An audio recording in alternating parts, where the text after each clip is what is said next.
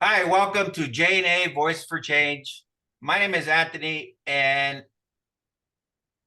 I am protected under Labor Code 232.5, Labor Code 6310, because I am a whistleblower, and my freedom of speech. These are my views and my opinions only, not of anyone else. Okay, I'm gonna talk to you about a little bit that's been going on with us. Uh, uh, we've been brought up on allegations and civil harassment restraining orders against us, and it states a lot of different things that we have not done, harassed or made threats. All we have been doing is exercising our rights to free speech, freedom of press, and bringing up unsafe working conditions. And this is how we are retaliated against by speaking up. I didn't know these are the things that we were gonna have to go through by speaking up on unsafe working conditions, lack of restrooms, and break times. We have a special guest with us today. I want to introduce you to. I'll let him introduce himself, uh, and then we'll get back to what's really going on with us. It's a way to silence and keep us away from board meetings and our rights to be able to attend these meetings.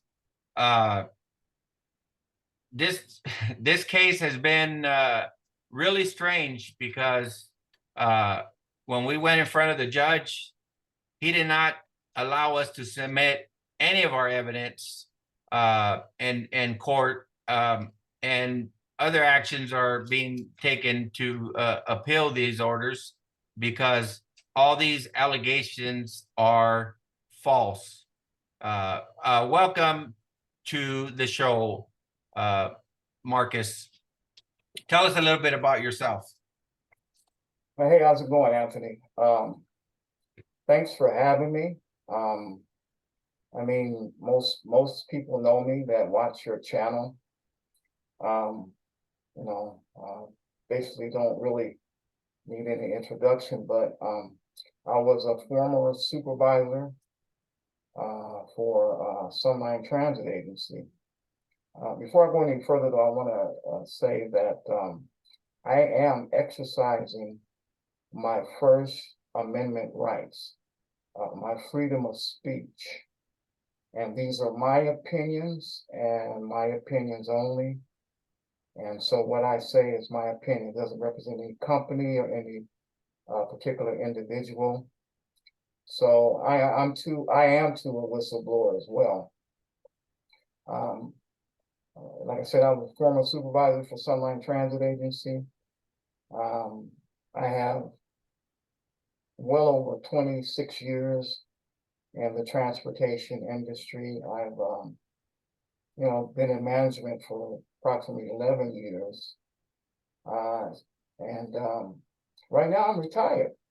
So I am enjoying retirement. It is a good feeling. I've been retired approximately 30 days now. So I was looking at, man, it's hard to keep up with the days. I was talking to my wife. I said, is today Thursday? She said, no, today is Friday. I'm like, wow. I said, it feels good not to be able to keep up with the days and not get up at 2 o'clock in the morning, and to be to work at 4 o'clock. So, here I am. I'm enjoying retirement. It's, Anthony, since I've retired, I feel less stressed. When I was working at Sunline, I was taking blood pressure medicine. Do you know that my blood pressure is normal now and I'm not taking any blood pressure pills? So what does that tell you? That tells you that I was under a lot of stress at Sunline. It's a very, very stressful place to work at. So, as we get into our conversation, I'm sure we'll talk more and more about that. Okay. That's I'm glad that you're able to retire. I mean, as I was trying to retire at 55, but at 26 years, apparently it didn't happen. But again, uh, I want to reiterate that uh, everything that we talk about is bringing truth to light, and I just I, I'm kind of in the middle of uh it does it states about harassment. I didn't know that bringing up issues uh made it harassment. uh I didn't know that when you know you're sitting on a seat hurting your back. I didn't know that that was labeled as harassment. uh but apparently this has to go to the federal level, because on the state level uh we're not getting any help. So we're going to continue, and I ask that people uh share these videos, like these videos, subscribe, uh and at all costs, I'm willing to go the distance to make a difference. So uh, you had how many years there did you have there, Marcus? Uh, I worked at Sunline approximately 5 years. Okay. Um, that was my goal because I had already worked and for the city for some time. And so I was looking to retire. I'll be 65 this year. So I think it was time for me to, get out. So let's touch on what you just said, Anthony. Um, you know, um, I've been observing what's been occurring at Sunline, and I want to say that you're absolutely right. Basically, what you guys brought to light about unsafe working conditions, a hostile work environment, broken driver seats, favoritism, nepotism, all those things exist at Sunline. I saw them firsthand. I was mid-level management, okay, and I saw those things occur. I saw the injustices that you know management level toward you and Joey and even myself. Um, you know, I became a shop steward at Sunline because I too saw the things that were wrong, and I was trying to make them right for the employees. And like you said, we want these videos to go viral. We're asking everybody that watches this video, share it. Share it to your family, share it to your friends, send it to congressmen, and tell them to share it so this message can get out, because enough is enough. Um, like I said, my stress level is down, and I know why it's down because I'm no longer under the pressure that I was at Sunline. And so what they're doing to you, again, these are my opinions and my opinions only, and I'm exercising my First Amendment rights. What I saw them do to you is harassment. All you were trying to tell them, and I remember you going into a meeting with I'm going to say the names because it needs to be said, okay? Isabel, Vanessa, and at that particular time, they were trying to silence you and try to shut you up and tell you that they were going to actually fix the seats. Now, if there wasn't a problem with the seats, then why take you in a meeting and tell you they're going to fix it? So they were aware of the problem. Am I correct? Yes. Okay. So um so so there's a problem, folks. There is definitely a problem at Sunline Transit. And I don't think it's going to be fixed until, this is brought to light. Uh, Maybe, the state level and the federal level, somebody needs to get involved and see what's actually going on here at Sunlight. Uh, people are complaining as a supervisor. People used to come and complain to me on the hostile working conditions at Sunlight. So everybody can't be lying. Am I correct? That's You correct. got numerous people parroting the same thing that you're parroting, that I'm parroting, and so it can't be untrue. So That's correct. So, I mean, do you recall any of uh the times? I mean, I know. I mean, firsthand, you would know what type of employee I was there, and how the people how the people were treated by me. I mean, I never got any complaints. I mean, let me ask you, have you received any complaints about me and being hostile or harassing individuals, whether it's passengers or whether it's employees? I mean, okay, so I remember when I first had encounter with you, um, and it was actually with a passenger. And I remember, I think you were driving the line. What's that line that runs down Ramona? Was it the 24? 24. Uh, Remember, it went to the mall, but they changed the oh, the number. line 6.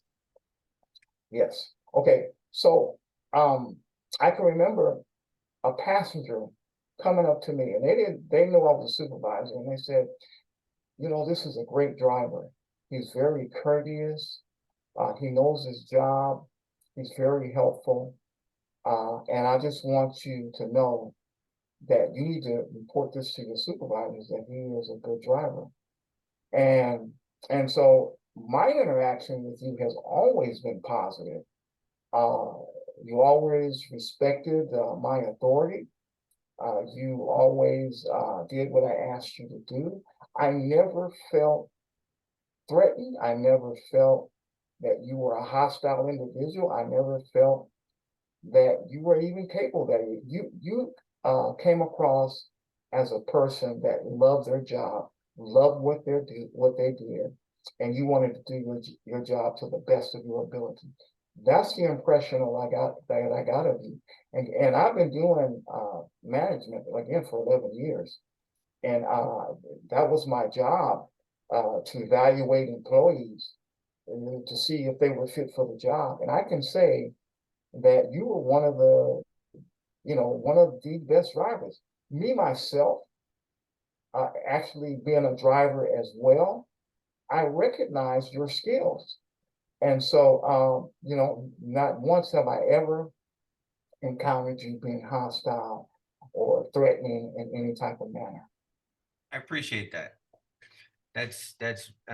That means a lot, because right now we're like a black mole, but it's okay, because you know what?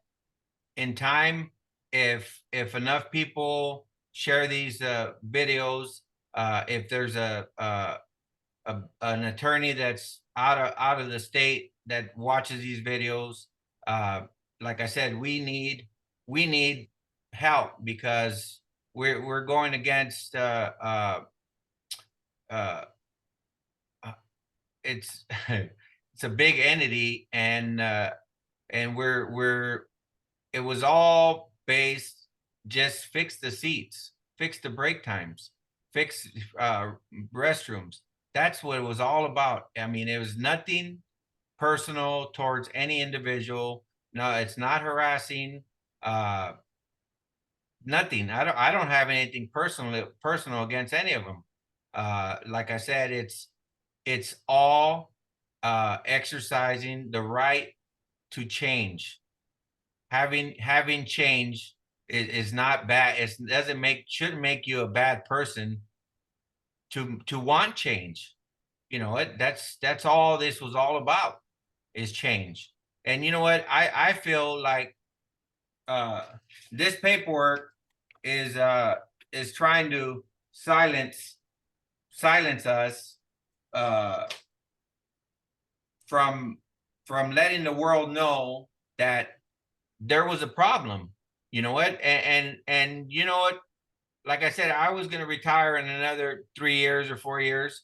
I mean, I would personally, if they grant me my retirement, I would retire, because I can't do that on these broken driver seats. I can't do that not having break times. I can't do that having a safe place to use the restroom.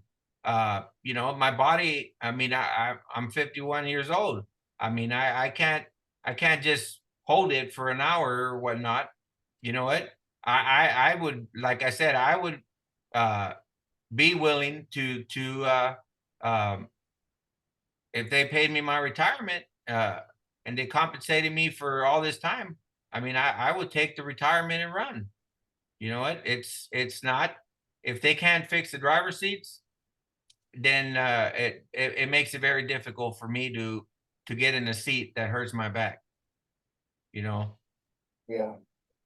You know, Anthony, you have you know, when you work for a company, there's laws that protect employees, and they're called labor laws, and they're also, a union contract, which is an MOU, and they protect the workers. You have all right to speak up, to complain about unsafe working conditions. Now, whether the company likes it or not, that's not your problem. That's their problem. If we had um, management that was competent, they would have stepped up and said, okay, let's take care of this problem right away. Because it really, that's what the whole thing boils down to, is that's what you've been talking about the whole time. And that's what I've been hearing, even from the drivers saying the same thing. Here's the issue, Anthony. Um, what it says, you shall know the truth, and the truth shall set you free. People don't like the truth. It's unfortunate. But when you speak the truth, people don't like it. And truth has a way of exposing the wrongdoing and the corruption. So we all know that that's what's going on now, right? Again, these are my opinions and my opinions only.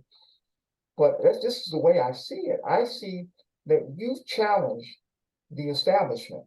Again, I've been in management a long time. I know the politics. I know what goes on in the back where they're sitting around playing games and laughing and talking and having these meetings that go nowhere. Okay? Those people don't do anything all day long. They have more meetings and they solve nothing. Let me say this because you know, they need people need to know about this. Um, let's see. You know, again, they were exposed. You pull the curtain from up under them, and so now they're running scared. For many years, no one has ever challenged management at Sunline. And so once you challenge the management at Sunline, then they had to react. That's basically what they did. They basically started reacting to what you did. And so it's a sad affair. I don't know what it's going to take. See, Sunline has lost its way. They focus more on environmental consciously vehicles than focusing on making sure the public, that's who we serve, right? It's the public, to make sure that they get to work on time. Somebody lost his mission statement. All they were concerned about is buying these junk buses, these electric buses and fuel cell buses. It's not time for that right now. I talk to, and I work for other transit agencies. I talked to other drivers at other transit and they told me, "Oh yeah, we tried those vehicles." He said, "You know what? They did not work. We got rid of them because they would break down and they were not efficient, and people would not get to work on time." Forget about this environmental. If you CNG is okay, CNG is still a clean burning fuel. It's all politics with this electric. It's all politics. It's a push to go electric because so that the who's ever in power lining their pockets for this electric vehicle. CNG is clean. Natural gas has always been clean. Why not continue to run CNG and provide excellent service to the residents of Coachella Valley? They don't do that. I had new. I keep. Can I continue? I don't want to. Go ahead. I want to make Tell sure them how it is. people know what's happening. I had people come to me at the bus stop because I was a supervisor, and they would say, "Hey, the last bid that they had on the bus service, they said this is the worst it's been." They said one gentleman told me, he says, "I may can get to work on time, but he said, but I don't know if I can get home because the last bus leaving Coachella, I have no way to get home because I think it started running at 10:30 or 10:45." And so he wasn't the only one. It was other people that came and said, the service is horrible. And I told him, you know what? I said, what you need to do is show up at these board meetings. If a numerous customers showed up at the board meeting and voiced their concern, I guarantee you there would be change. And so that's what we got going on here, Anthony. With Sunlight, you got basically what it boils down to. You got management that is incompetent and in the operations department. Yeah, the passengers.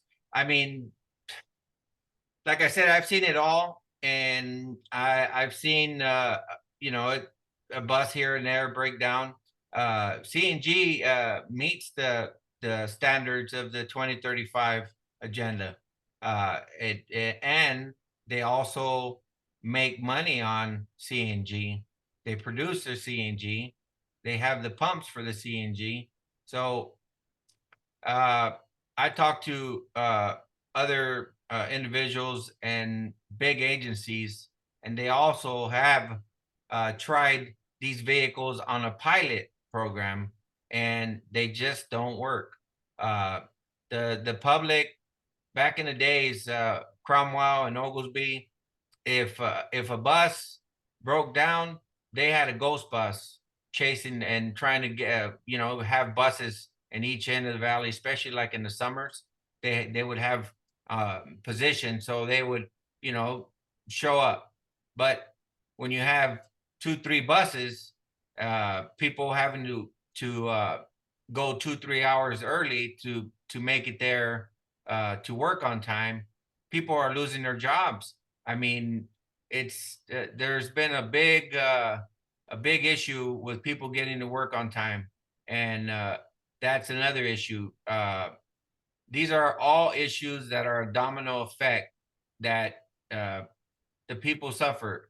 What happened, I know Mr. Oglesby and Cromwell, when they were making any changes or they were considering any changes, they're required to hold a public meeting.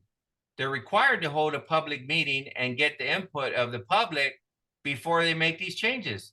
But these meetings haven't been happening. I don't know if that I see that it's a requirement. It's a requirement that they get money, the federal money, different funds. they have to hold these meetings. I don't know if something's changed in the last couple years, but these meetings are not taking place. Uh, I've heard that that there's a new GM coming in, and I've heard that uh, well, I maybe don't really want to talk about it, but I've heard that there's a lot of experience behind this individual coming in.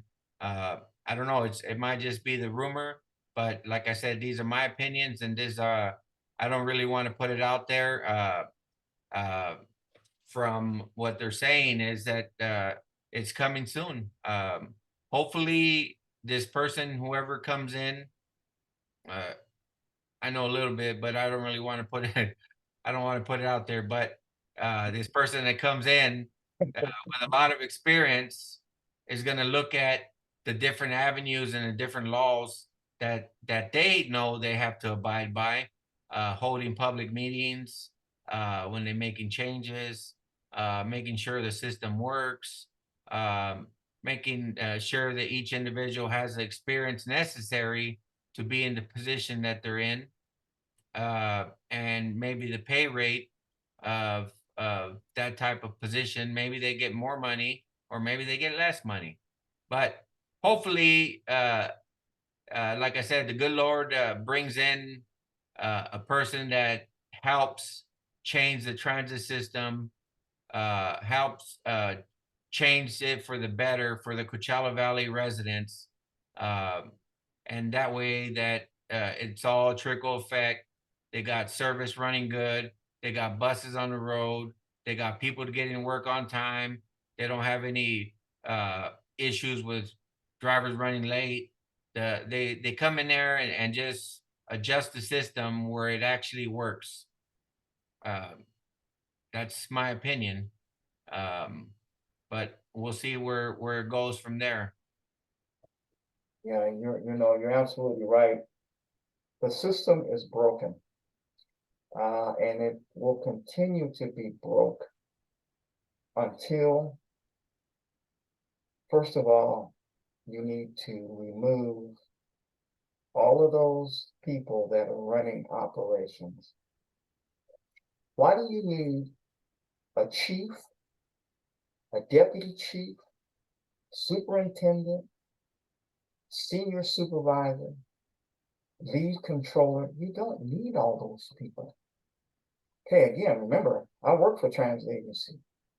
In their particular operations department, they only had 2 managers, and then the rest they had, operations supervisors. You don't need all of those people. All they're doing is sucking the agency dry of money.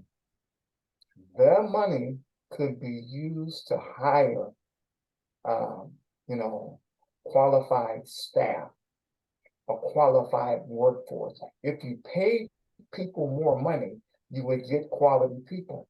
Look at the trash that they just hired. Okay, let's talk about that. This guy, we won't say his name, but we all know where he came from and what he was accused of. Okay, and you have the hiring manager, which is David Estrada. I don't know, I think somebody else assists him in hiring the supervisors. He's responsible for hiring field staff.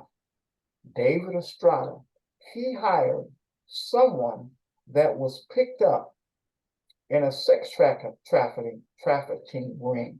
It's in the paper, it's public information. We're not making this stuff up. Okay? Why would you hire somebody? That tells me that you didn't do a good, thorough background check. You didn't do your homework when you hired that particular person. Something's wrong there. Now, I mean, everybody deserves a second chance. Okay, we're not downing anybody like that. But as a supervisor, supervisors are required to work safe house. Safe House is a program set up for that when an underage teenager calls in, they're having trouble teenager, they're having problems at home or and they don't want to go home. There's a program called Safe House. We were required to pick these juveniles up and take them to what's called a safe house location. Well, just think if you would have had this guy out there, he was picking up, these young people. God knows what could have happened. God forbid that would happen, but you have to really be careful who you hire. So that points that substantiates my point to say that the management that they have there is incompetent. Incompetent. Management 101 is happy workforce. Okay, make sure your workforce is happy, and people will bend over backwards to do the job. I love my job. I love what I did. Sunline's a great place to work. I'm not saying that I dislike Sunline. Sunline is a great place to work. I've met some great people that work there. But the way that they treat workers and the people that actually make the Sunline happen is they get treated like dirt. And if you're a union member, they attack you. They're more concerned about writing you up, looking to find some dirt on you than actually running the agency and making sure these buses are on time. I saw it firsthand. That's what they concentrate on. They concentrate on how they can, again, write you up, what you did wrong and wasting your time and bringing you in all these meetings and stuff. It was just horrible. It was atrocious that some of the things that they would write people up for. Um, me myself, I've always showed up to work on time, always gave 110%. That was my work ethic. I was raised that way, and I have many years of track work record. And when I got to Sunline, I mean, the least little thing they were trying to write me up on, I was discriminated against. I applied for the superintendent, and I know it was qualified. I was more qualified than anybody at that particular time that I applied, and they didn't give it to me. And they put somebody in there. I like the guy that they put in there, but he had no transit experience. Those people that are sitting in operations now have no transit experience. They come from outside. They worked at homeless shelters. One of the guys that does the accounting up in finance, he worked at Sizzler. He was a bus boy at Sizzler. He got his degree in accounting, and they hired him. And now he's over finance. He's running the finances for Sunline. You have another girl that worked, I believe, at Macy's, and they gave her a high position. And I mean, how do you do that? Most of the people that when I worked for the other transit agency, if you were in any of those high-paying positions, you had to have a bachelor's degree. Which one of those chiefs in Sunline has a bachelor's degree? None of them. We brought that issue up to an individual that's no longer there, and he didn't like it. He brought it to my attention that, oh, well, I'm working on my AA. Well, you're working on it, but did you have a bachelor's degree? No.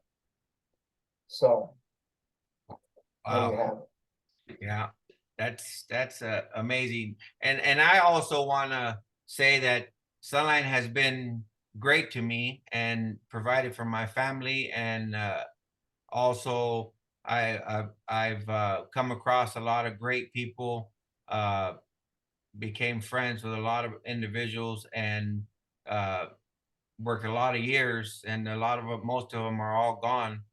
They passed away, but Sunline is a great place with great lead. If they had great leaders, I know when Oglesby was there, they had just high positions like on HR. They had one. They had and safety. Mr. Green, he was good. Kim, um, uh, what's it? Letty. Um, uh, there's a several and HR. Uh, like I said, they had a big position, and if you had a problem, Mr. Ray Grosscloud, if we were in the wrong, we took it and we go talk to him. We did. It was not always about grievances and going in and getting union and all this. It was going to talk to him. Hey, you guys made a mistake. All right, we made a mistake. Let's tear up the write up or whatever. And it was that's the way it was used to run. And I mean, if it would have been the way it is now, I wouldn't have lasted this long and wasted a lot of my years of my life at an agency if I didn't care for it.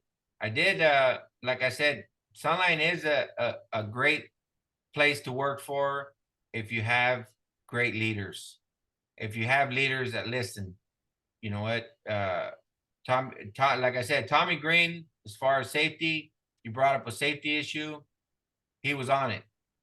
And that's the way it's always been. It's the good outweighs the bad. And like I said, you had a system that ran. If you had a problem, you came to them and talked about it. And like I said, it would never have transpired to where it's at now. If they would have just listened and said, Mr. Garcia, we ordered uh, X amount of seats. They're coming in at a time, it's so much at a time, and show me, hey, here's the list.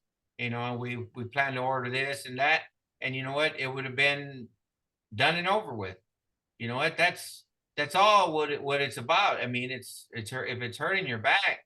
I mean, if you're not saying anything, when you end up not being able to walk, then it's too late.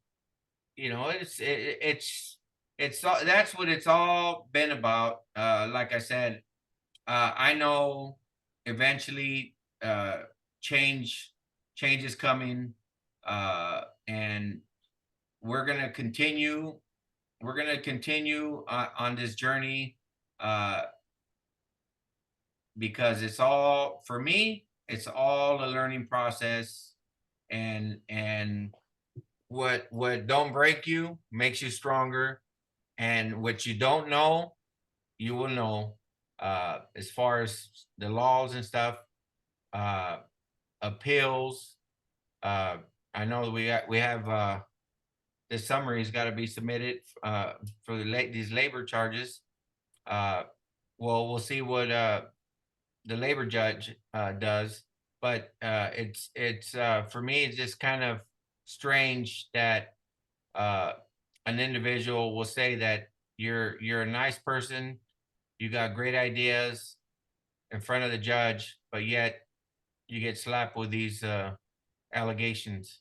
Uh, these are my opinions and my views, but we're going to continue, and we're going to try to make it better. If not, they say die trying. Who's the one what artist, the ones that say that? I'm gonna That's 50 Cent, ain't it? Right, 50 Cent. Okay, that's my boy, man. I got his ringtone on my phone. Yeah, yes, sir. Anthony, man, you you know, you stuck your neck out. You and Joey stuck your neck out when you basically started the YouTube channels. Um, and that's what happened. They didn't like.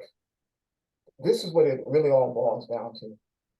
when you went social media, YouTube, you rattled somebody's cage, you rattled management's cage, and they don't like it because they know people are watching these videos. And again, I want to say this, everybody that watches this video, we want you to share it. It's time to get the message out, okay? Share, share as much as you can. Send it to the congressman, send it to some important people that you know so people can hear what we're saying. I stand for truth. I'm like you, man. I stand for truth. That's what I stand for. Um, I'm a no BS type of guy. I like to have fun and laugh and joke. I'm just like the next guy. But when it comes down to taking care of business, it's all about taking care of business and telling the truth. So they got upset when you guys went social media. And so now I see it, and these are my opinions, that they are retaliating against you. I think anybody with half a brain can see that what they're doing to you and Joey is retaliatory. You're just speaking the truth. I mean, look at what happened with Barry. We have a lot of examples to follow. Jesus was one. You know, Jesus went about doing good, healing the sick. He raised the dead. People hated him because he was about the truth. Now, we're not saying we're Jesus, but what we're saying is that when you stand up for what's right and you stand up for truth, you're gonna have opposition. And so that's what you see what's happening with you. I really think that you guys are going to prevail. Okay. Don't let them get you down. You stay the course and you speak your mind because social media is all about freedom of speech, exercising your First Amendment rights, saying this is what you feel. That's why this platform exists, so that folks can say what's on their mind. We're not harassing anybody. We're not targeting anybody specifically. We're not here to do that. We're simply here to tell our truth, tell what we've experienced, what we went through, and so on. And I can concur with you. I'll share this other experience with you that while I was there. So everybody knows that FMLA is a protected protected act for an employee, for anyone that has a spouse that's ill or you ill. The federal government has enacted a law, which is FMLA, whereas an employee can get up to 26 weeks of paid or unpaid leave, and you can't lose your job. Okay, that's a great law because a lot of us have, you know, health conditions. You know, I have a health condition. You know, my family members have health conditions, and so we exercise that right. Um, so I had so many days that I could take off, and I had been doing it for years. So when they brought in this new manager, and you keep hearing me refer to this individual because I've experienced this with him, David Estrada. He decides, and he gets with Greg Wildman, that everybody knows the Wildman over there, okay? And that's what I'll refer to him as. Uh, he gets with him, and they put their heads together and decide that I'm not using my FMLA correctly, and then I needed to recertify. Okay, how are you going to all of a sudden decide after I've been using my time in a manner that, oh, I've been using it wrong? They have violated my FMLA rights. And guess what? I haven't forgot about that. That case, I got up until 2 years to file an FMLA charge. And I don't know, I might and I might not. It just depends. But I just want to put this on record to let them know that my FMLA rights was violated by those two individuals. Not only did he violate mine, he's violated many others. David Estrada has violated other field supervisors' FMLA rights. They, because I was a shop steward, they came to me and said, "Hey, Marcus, I think I'm being retaliated against for my FMLA." So you got three people saying the same thing. So what does that tell you? All three people can't be wrong. It's got to be that particular individual that doesn't know what the hell he's doing, that's violating people's rights. See, Sunland has operated, the management, not Sunland, but the management has operated autonomously for many, many years because it's the only transit agency out in the Coachella Valley. So they operate on their own. They really don't have anybody to tell them what to do. So for so many years, they've been flying under the radar and basically doing what they want to do. And that's not right. It's just not right.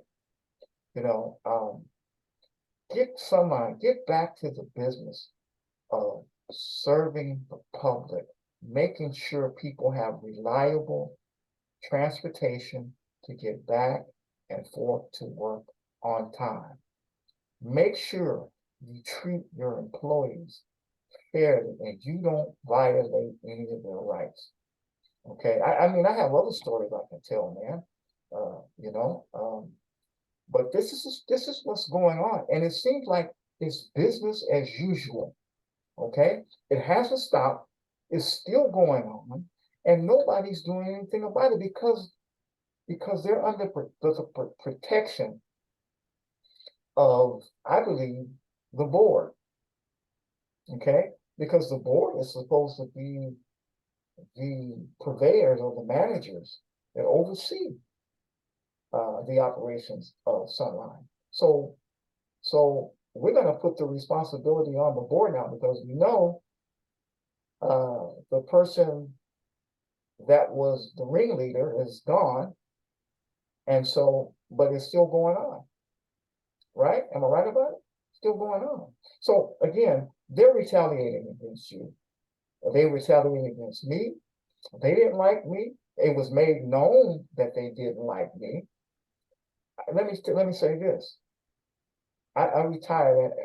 I had a retirement, and a lot of my coworkers got together, and which I really, really appreciated. I want to say thank you to my coworkers, my fellow supervisors, the controllers, and all of the operators that came in to wish me well in my retirement. They had, I think, one manager that came in, which is cool. I'm not against management. I was a manager. I'm not against it.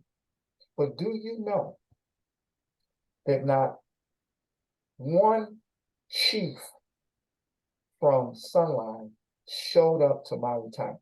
They didn't even walk over there to say, "Marcus, have a good retirement."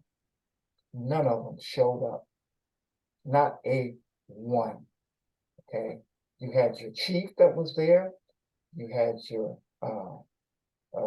deputy chief that was there. You had people from safety. None of those people showed up. What does that tell you? I was told in a meeting that Marcus, we don't have to like each other, but we have to just conduct business. So what they were telling me was they didn't like me. They didn't like me. I never said that. Okay. I don't have, like I said, I don't have anything against anybody. Just do what's right, and we're cool. Yeah, that's what it's all about. Yeah, It's, treating one another with respect. yeah. That's well, we're gonna thank Marcus for showing up to this podcast. Again, these are my views and my opinions, and these are not harassment statements. These are exercising my rights, and we'll catch you on the next one. Thank you, Marcus. You're welcome, Anthony. I'm exercising my First Amendment rights as well. Thank you for having me, and good luck, man. I'm sure you will prevail. Stay the course, brother. Thank you.